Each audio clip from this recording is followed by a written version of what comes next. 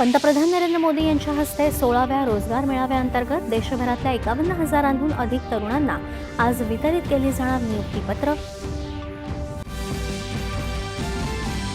अहमदाबाद विमान दुर्घटनेला विमानाच्या दोन्ही इंजिनांसाठी होणारा इंधन पुरवठा बंद होणं महत्त्वाचं कारण असल्याचं या प्रकरणाच्या प्राथमिक चौकशीत निष्पन्न. छत्रपती शिवाजी महाराज यांच्या 12 किल्ल्यांना युनेस्कोकडून मराठा लष्करी भूप्रदेश म्हणून मानांकन. महाराष्ट्रातील 11 तसंच तामिळनाडूतील जिंजी किल्ल्याला जागतिक वारसा स्थळांचा दर्जा.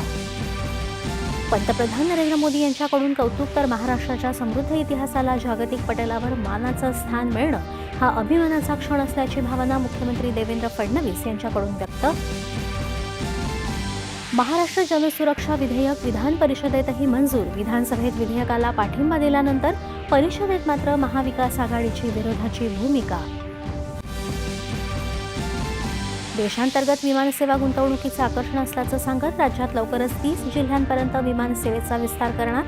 मुख्यमंत्री देवेंद्र फडणवीस यांची माहिती. लॉर्ड्स मैदानावर सुरू असलेल्या भारताविरुद्धच्या तिसऱ्या क्रिकेट कसोटी सामन्यात इंग्लंडच्या पहिल्या डावातल्या 387 धावांचा पाठलाग करताना भारताचीही अडखळत सुरुवात. आणि विम्बल्डन टेनिस स्पर्धेच्या विजेतेपदासाठी महिला एकेरीत श्वान्तेक आणि अॅमेंडा यांच्यात आज तर पुरुष एकेरीत अल्कराज आणि सिन्नर यांच्यात उद्या रंगणार लढत. नमस्कार. 11च्या बातमीपत्रात मी भक्ती सावंत बोरकर